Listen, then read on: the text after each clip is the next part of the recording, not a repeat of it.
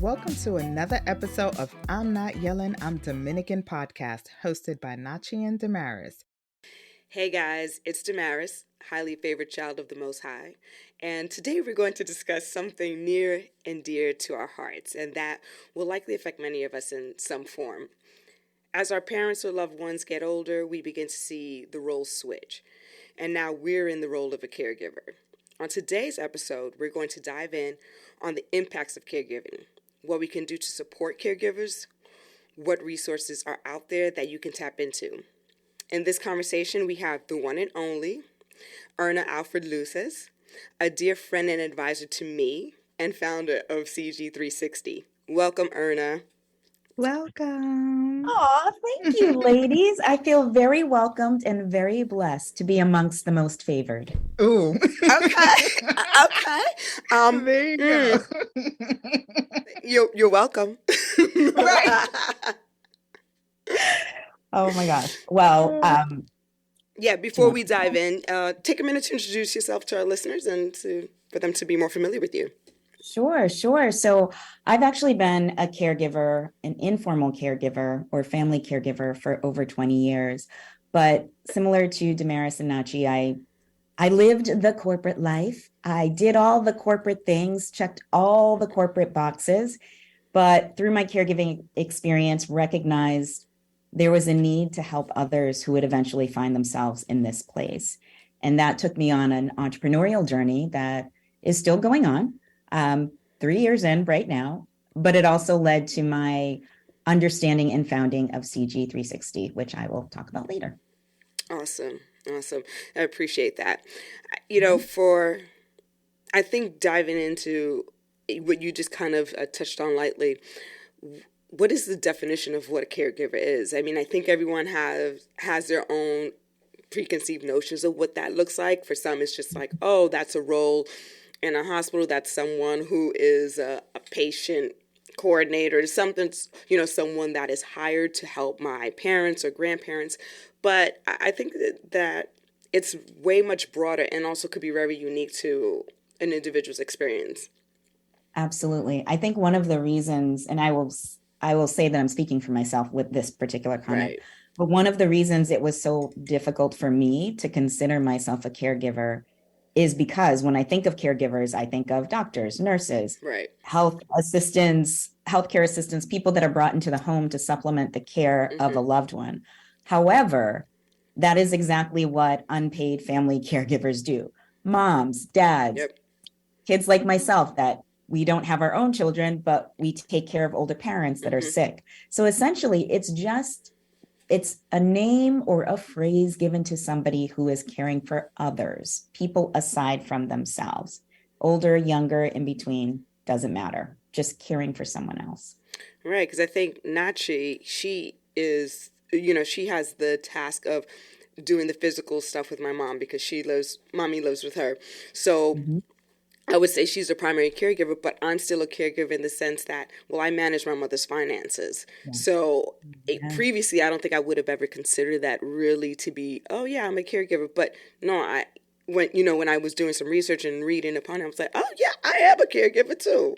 Yes, it's a team effort. Even the kids, look, even my kids, they, I have my daughter doing exercises with my mom, just to get her involved in, and I'm not doing something. So giving me that free time, like, hey, go exercise with your grandmother, or go walking with her. Those are little things that I have them do.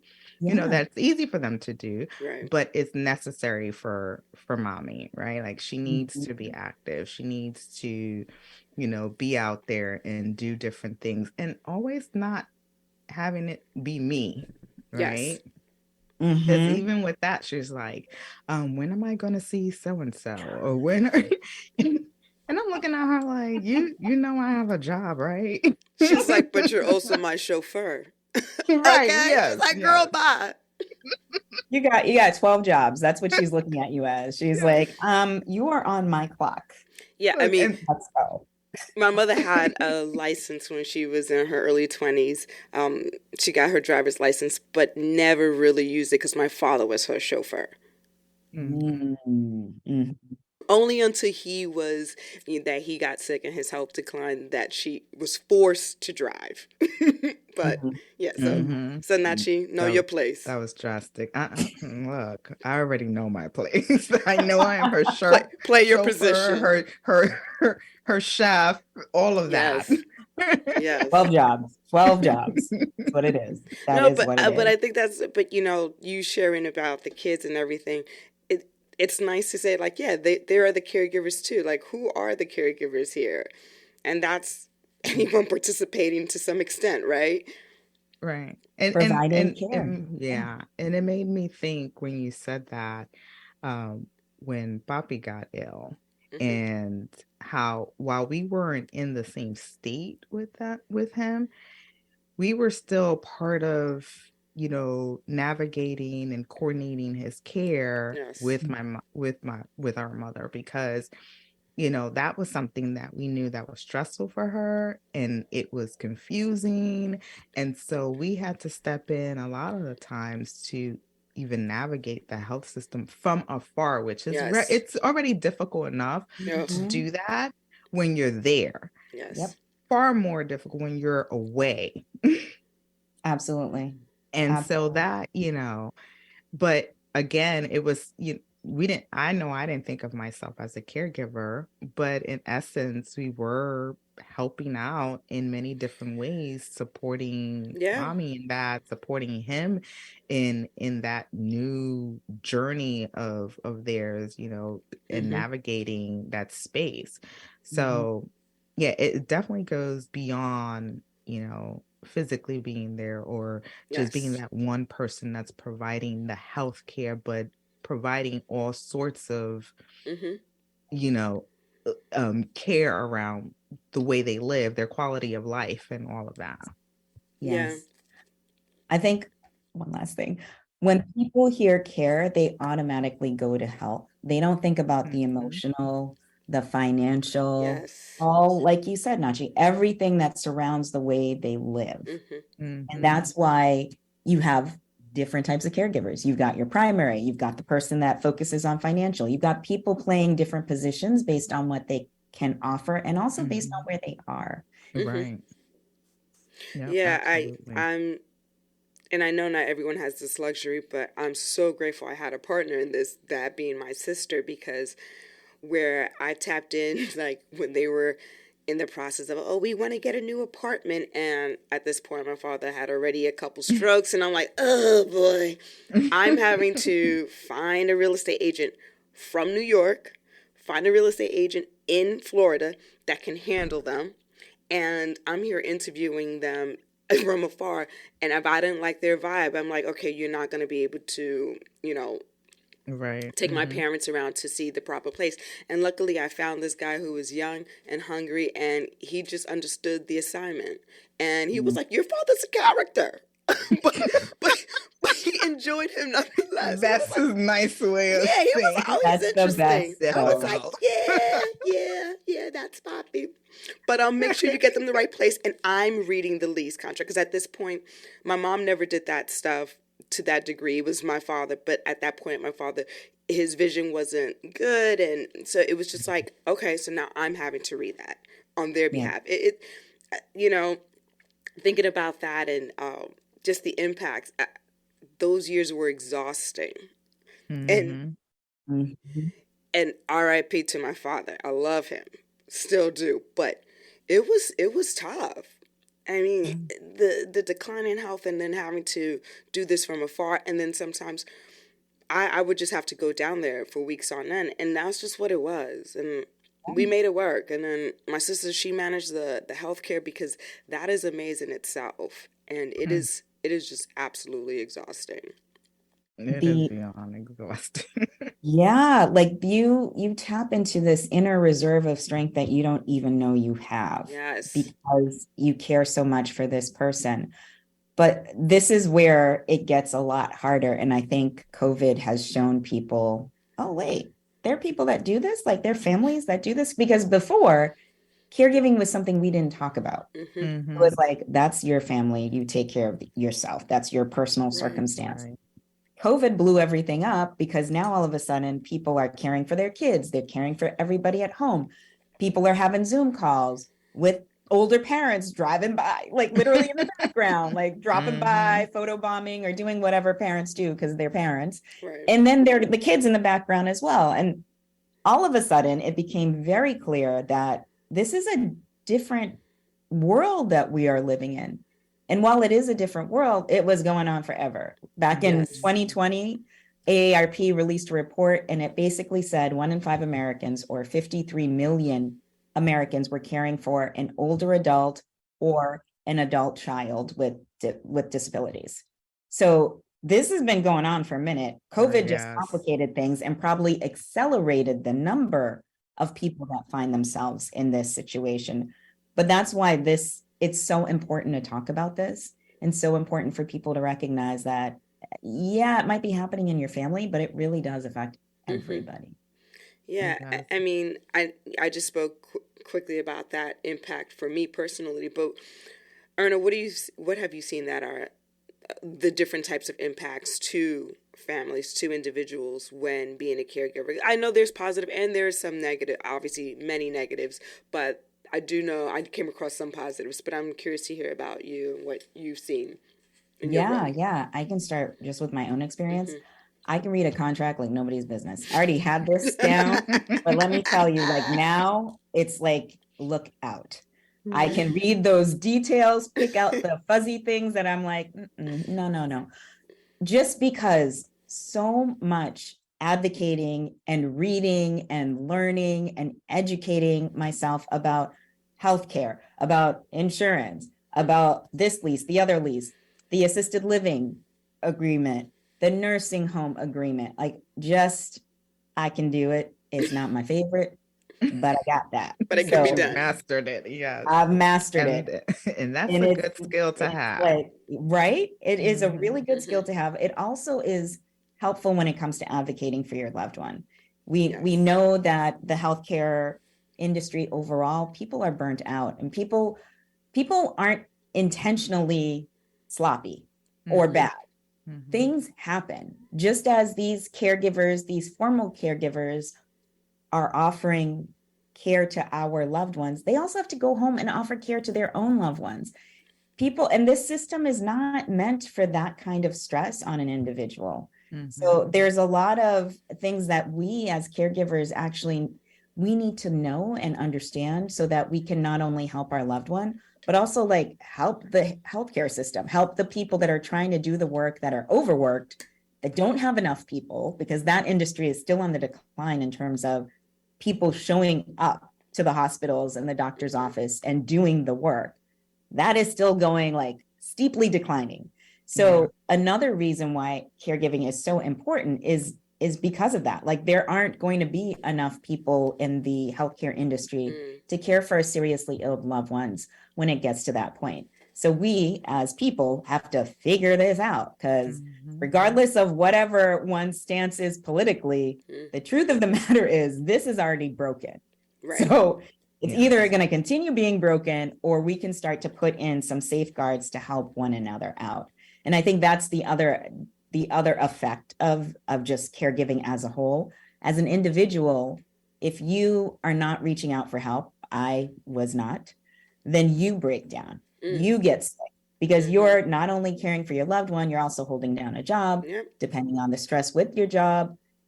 That just creates a whole other problem. If you're stubborn like myself, you don't listen. So you literally break, and then you're like, wonder why that's happening. How did that happen? Right.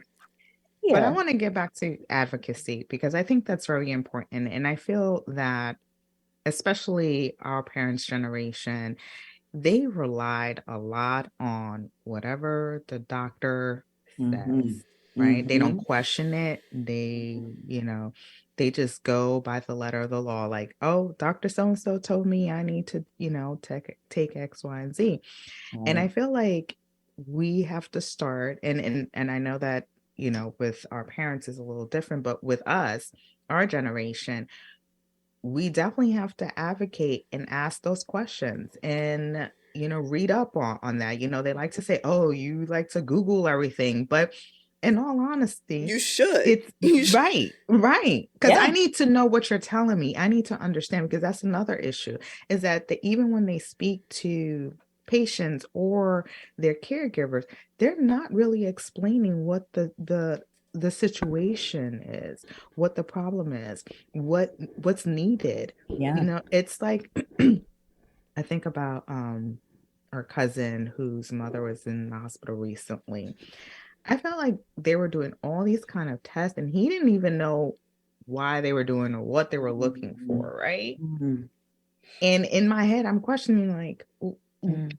what are you trying to What's the end figure out goal? is What's the end happening? goal? Right. Yeah. Like, why are we doing all of these tests? Why are we, taking all these labs? Like, what is the purpose? Why are we doing this? What do you think is the problem?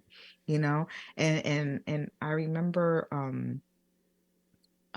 this lady who was sharing her story about her mother. She had Alzheimer's and she was in a nursing home, and she wasn't verbal, so she couldn't really say when something was bothering her, right?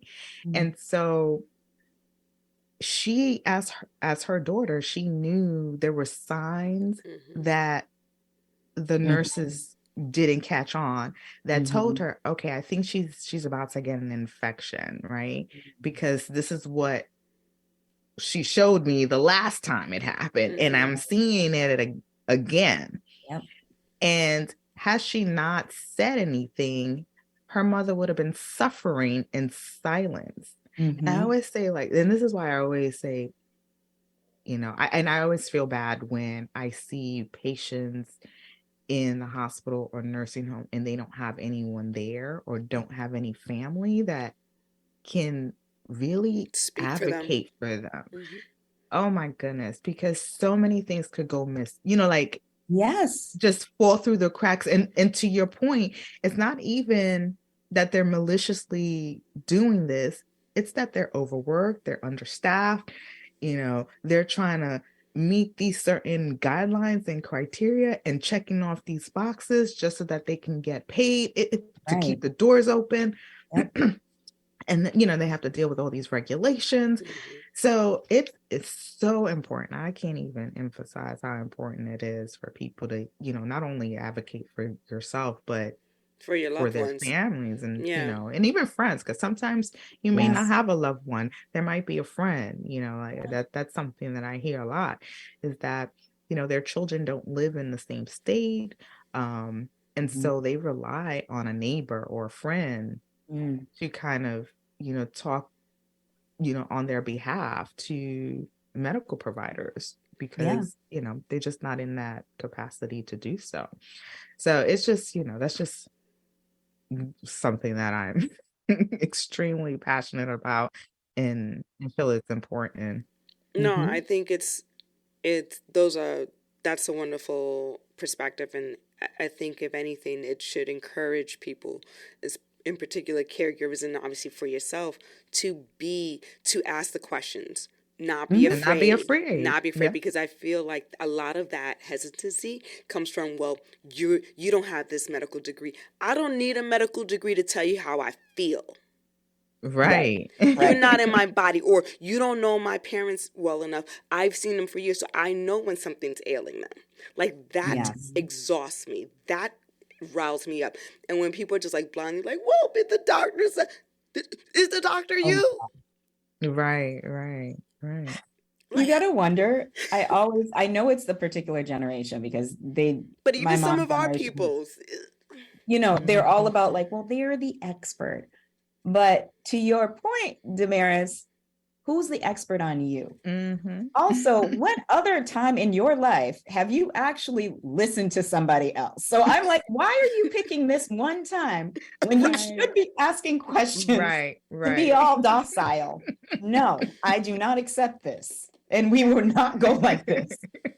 I always wondered that. I was always like, is this woman still, my mom? Like, who is this doppelganger? This copy, this not the mother. I think it's fear too. They don't understand what it is. So it's like they're looking to that person to give them the answer.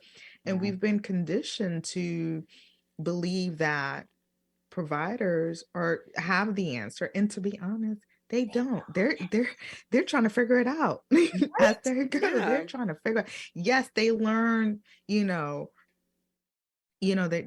learn the process, and they learn the body and all of that, but they cannot tell you. And this is why they do all those tests and take all those blood works, because they're trying to do a process of elimination of, okay, this is my theory of what it could be.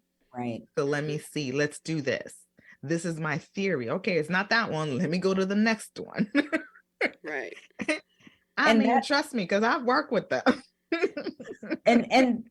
But that's how science works. Science is not exact. No, it is a process of elimination and experimentation. And I think we forget, when it comes to doctors especially, we just assume, well, you've got that degree, you've got the knowledge. But the knowledge is something that is being acquired with each and every patient. Yes. It's not static. It continues to evolve. So it is okay. We need to ask those questions, because they also need the answers. But it also lets our loved ones know, I'm not left here by myself. Yes. My child or my friend or whomever is here with me, looking out for me. And that's really important, because they're going through something that's unknown, that's scary. They need every sort of feeling that not necessarily it's going to be okay, but that they are cared for, looked and supported. After. Supported, exactly. One of the positive impacts of being a caregiver, especially with my mom now, she shows her appreciation. And I love that. I'd be like, all right, thank you. I feel seen, mommy. I feel seen. But she's like, my daughters are the best. I'm like, yes, girl, yes. It's really funny, because, it comes out of the blue it's sometimes. The little things. Yeah, it's the little things. Like, I'll give her pill, and she's like, oh, God bless you forever. You're like, yes, thank you. Such a wonderful daughter. I'm like, I'm just giving you your pill, and I feel like I'm not even doing everything. Like, I want to do more. But she appreciates it. She knows. Yeah. She knows. She knows. I wanted us to go back and talk about mental health. You talked about being burned out as a caregiver and not asking for help. What are your thoughts of, like, how can we navigate that? Because I can definitely understand that. Let me tell you, when you're in the thick of it, you can't think. Like, I physically could do my job, could care for my mom, could get on people's cases, but I couldn't think outside of, like, the box that I had in front of me. And at one point, I remember talking to this woman at work who was caring for her mother in China. So talk about distance. I'm like, how? She had, like, staff. She had, a team. But even so, she still needed to be part of the day-to-day. And she said to me, I have a therapist. And I'm like, just one? Like, you should have, like, just based on what you told me, right? So she ended up giving me this woman's name. And, in our culture, like, that is not a thing. Right. But I was like, I am going to do this. I talked to this woman a total of 3 times. And I swear, and she wasn't covered by insurance. I swear, in those 3 conversations, she still wanted to go. And I was like, no, I'm good. She just gave me enough room to think. Just let it all out. To let it out, but also to literally reason. Like, one of the things, I saw my mom almost every day. I used to travel a lot for work. If I wasn't traveling, I was at that nursing home at the end of the day, burning myself out. Yes, like, you were. I remember. Yes, I was just like, Erna, you need a moment. Right? I really did. But I was like, but I'm the only one that can take with that. So this woman was just like, do they pay you at your job? And I said, yeah, they give me money. And she's like, why don't you use some of that money to get some help? She had to boil it down, because my thick head was too busy. Like, right? I was ready to have. I had, like, comeback after comeback after comeback. So she finally figured out, I'm going to have to get real with this woman, because she's not listening to me. So she was literally like, breadcrumbs?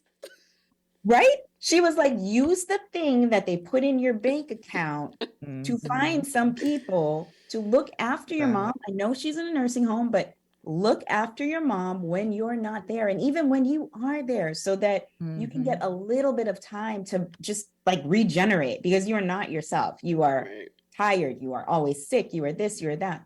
Sure enough, I did that. Did I still go to the nursing home every day? Yes. But I knew that if I couldn't go, or if I really needed to take like some time for myself, there were 2 women that went each day at different times who would tell me what was going on with my mother. And I trusted them. They were extended family members. They knew, like, I think my mom liked them more than I did, actually. Because you was probably giving off this frenetic energy, I need to get things done. And bossy energy. And you were like, you gotta do this, Mom. You have to. Yeah, she's probably like, I don't need you, Erna. Please back up. Back up. Like, take down somewhere. Yeah, she was like, why don't you go and hang out with your husband? She's like, I'm good. Seriously, I'm good. No, but that's a nice segue into how do we support caregivers? Because I think you were the person that provided us the resource about the Rent-A-Friend. That is not the name of the organization, but we did do a Rent-A-Friend for my mother, where a woman comes 2 or 3 times a week, spends a couple hours with her doing puzzles, taking her to the mall, walks in the park, because my sister's working full time, the kids are in school, so otherwise my mom would just be in the house bored out of her mind. And the important thing they say about as you age, of course, is to continue to be active, brain, physically, all that good stuff. So absolutely, so we did the Rent-A-Friend thing, and it's been great, even though sometimes my mother mistakes her for the cleaning lady, and I was like, that's like, no, she's coming to clean. Okay, no, I'm like, no, she's not. We're paying her to be a friend. But anyway, but back to, what are some of those supports? Like, how can we support caregivers and each other during this time? Yeah, I think we start by telling our stories, because I only learned about who you affectionately call the Rent-A-Friend, which somebody needs to come up. Somebody needs to just get on that. You should actually think about trademarking. Yes, it's trademark, y'all. Stop playing. Because that's how we learn. Like, if that therapist didn't understand how stubborn I was, and if she didn't break it down in the manner that she did, I would have probably, been in a whole other state. So every time I interact with someone and they share their story, I think through all of the things that I've been through and what was most helpful to me. It's really one of those things where I also think about where they live, because in our country, what makes it so difficult is that resources differ by state, by city, by town. So you really have to think about, all right, what is the need that the person has? What has my experience been? What's been helpful?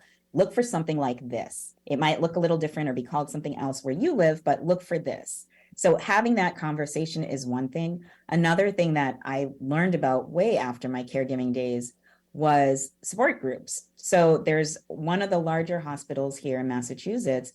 They actually have a caregiver support group. They meet once a month for, I think, an hour, hour and a half, and they talk about everything. They're already in the hospital. So a social worker actually joins in and does some of the connecting work for the caregivers. And I'd never seen that before. I'd never heard of that before, but that immediately I thought, more people need to know about this. Granted, it supports the people who are connected to the hospital. Right. But there might be other hospitals that have similar systems as well.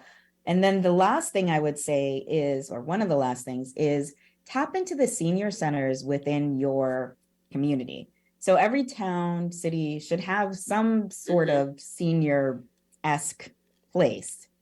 Go there, find out what they got.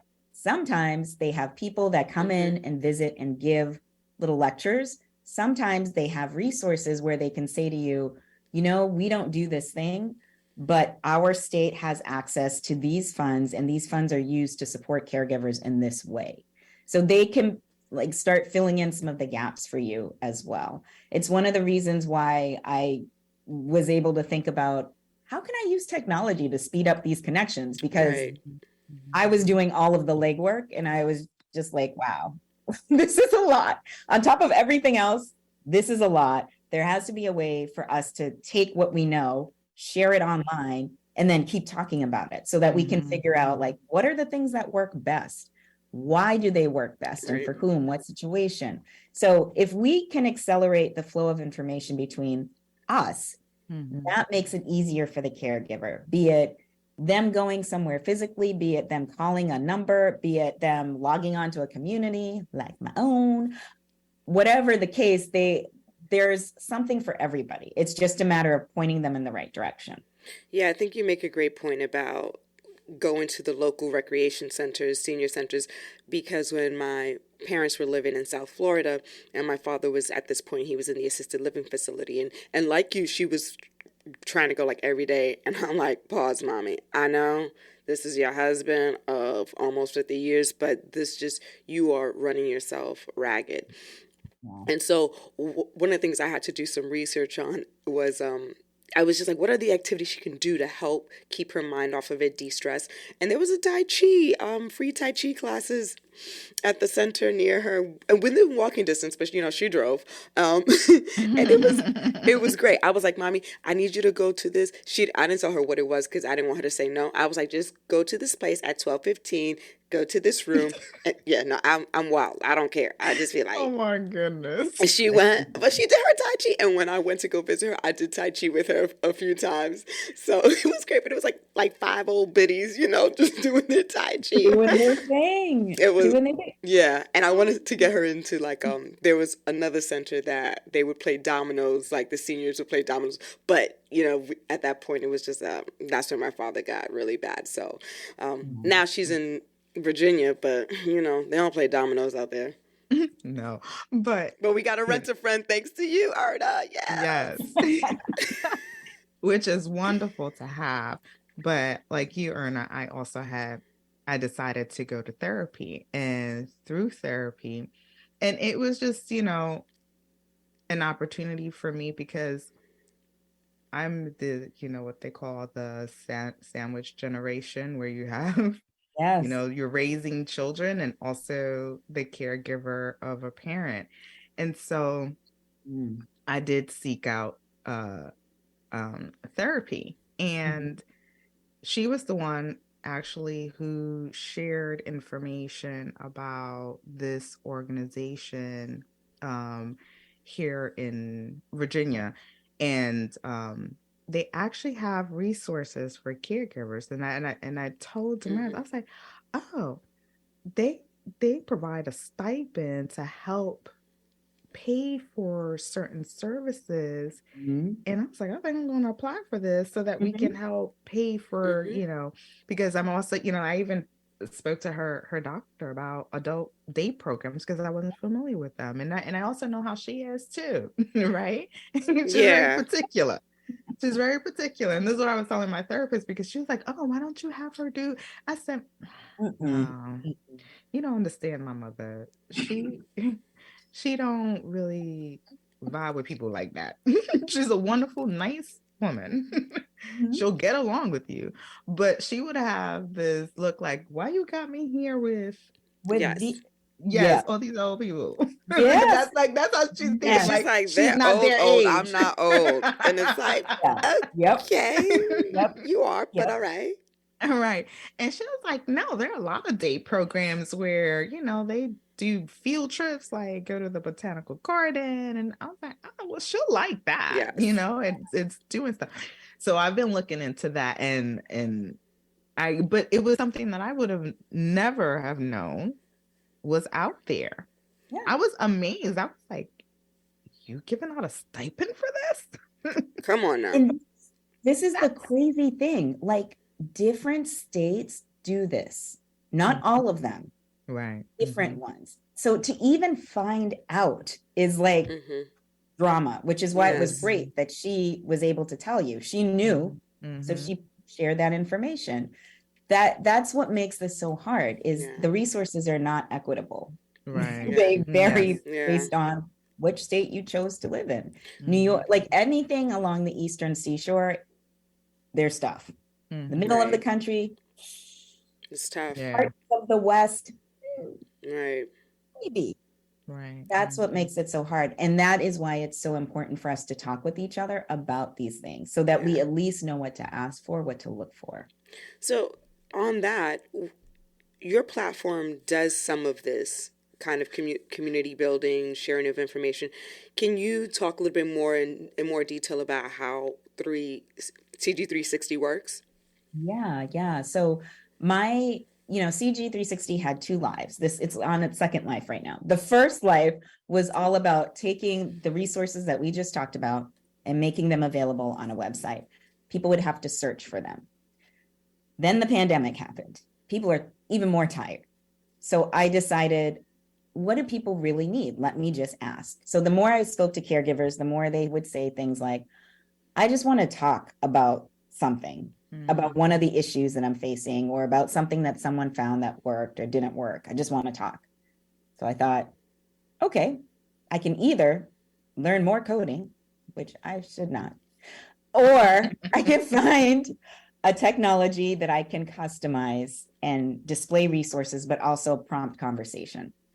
And so that's what CG360 is. It's a membership site, but the core portion of it, the conversation piece, is open and free to everybody. And while on there, you can not only start conversations or read about other conversations, I also put resources in there. If I find things that are national in nature, I'll share them. And even if they're not, if it's something that I feel like everybody should know. So for the past couple of months, I've been doing these challenges. Health proxy. There are certain forms everybody needs to fill out. And if you're not an overly litigious person, I mean, I like the fine print. So I, over insured over everything over here. If you're not like that, you need a reminder that if you are the person in charge of your parents' care, you have to get a legal document that says that. Otherwise, you won't get access to their health records. It'll be a lot harder for you to advocate for them. So I created a challenge called Get Your Proxy On, and it was basically encouraging people to get their health proxy for their loved one and for themselves. Yep. We only think about these things when something happens, or if you're fortunate and your company has like a free legal program where they'll write up your will for, a nominal cost. They also fold in some of this stuff. It's classified as estate planning. But oftentimes we don't think about this when we're in the middle of it all. It's when it's too late. It's too late, right? So I'm using the community as a way to like, hello, I don't want to overstep, get all up in your business, but I do want to remind you to get this done, get your will done. There's something called the advance directive. And in some states, it encompasses all of these things. But the other harsh lesson I learned is there's yet another form. But there's a form that tells the doctors what you want them to do if your loved one finds themselves in a very difficult situation. This form goes into detail about, do you want them to have a feeding tube? The things that you learn in the ER, I don't recommend this, first of all, so make sure your stuff is tight. Do not learn.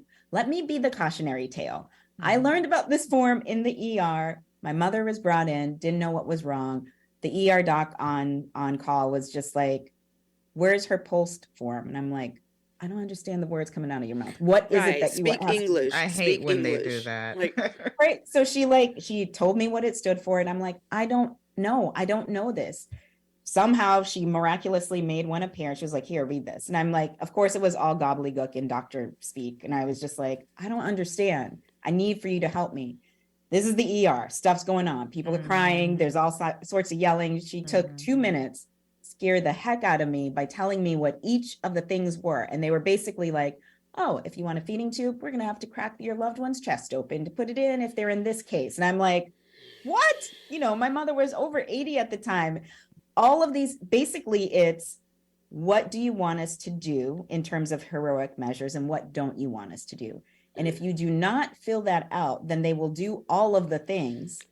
And that might not be the right thing for your loved one, depending on the state that they're in. This was something no one had ever talked about. Her doctors never talked with me about this. Apparently it's a state form, and our stupid state has like its own form to further complicate things, but it's moving, it's changing to the form that everybody else has. But again, these are things that we don't know. We won't know unless we share this information. So the platform is a place to get that kind of information. And how does one become part of the community? Well, you can visit www.cg360.info, and there's actually a page called Online Community. You can sign up for our wait list there, and then I will approve you and you will be granted access. You're like the fairy godmother. Approved. No, but I highly recommend this for anyone that is a caregiver in any form.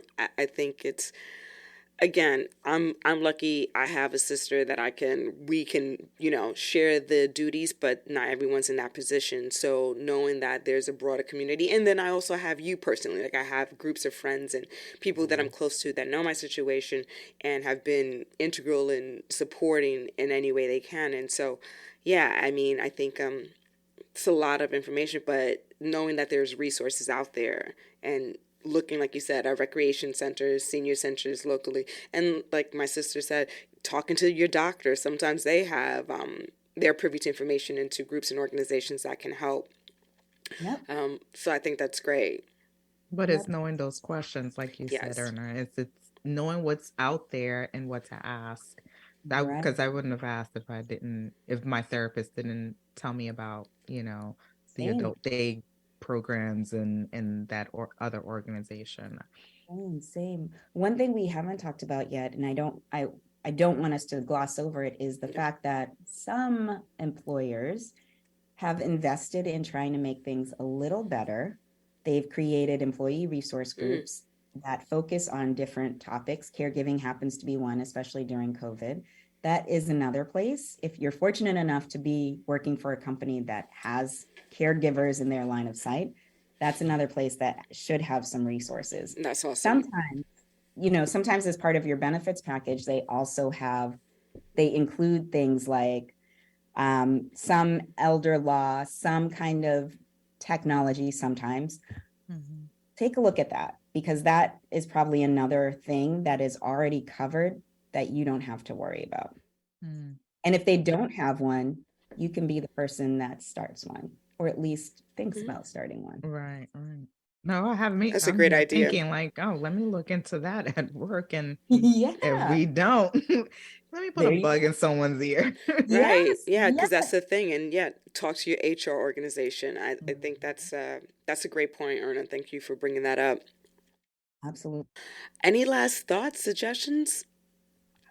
Just let's keep the conversation going. We all know within our friend circles, you have different types of friends. You have the friends that are stubborn, like myself, that will not ask for help. They will be dead, and they'll be like, I have learned, so there is hope. We can reform ourselves. So if you have one of those friends that is probably doing a little bit more than they should, just reach out and say, there are some things that can probably help, and I'm happy to pull some out for you. Or do you want to talk with someone who has been here? I'm happy to connect you with a friend. Just be that person that keeps an eye out. At the end of the day, we need to go back to the village mentality. We might be individuals, but we need a collective to make sure we don't hurt ourselves, because we are very fragile. Very fragile. So let's start looking out for each other a little bit more. Yeah. Absolutely. That's really what I want to make sure people do moving forward. Appreciate those words and those words of wisdom. Thank you so much again for joining us today, Erna. As always, when talking with you, I walk away feeling great about the outlook, perspectives, and again, with deeper insight and more info. And you can never arm yourself with enough info, or maybe sometimes you can and then go kind of crazy. Right. But we appreciate you and appreciate what you're doing for the community and the support, and then creating those support measures. I hope this episode has helped shed light on the resources out there for caregivers. Everyone's experience is unique, and we hope you all give grace and patience to those giving the care and needing the care. Lastly, there is a lot going on in this world today that is a distraction, keeping you from your purpose. So remember to do what makes you happy and keep your vibrations high. Thank you for listening, and don't forget to subscribe to our channel and follow us on Instagram, TikTok, and Twitter at I'm Not Yelling _. And we look forward to talking next time.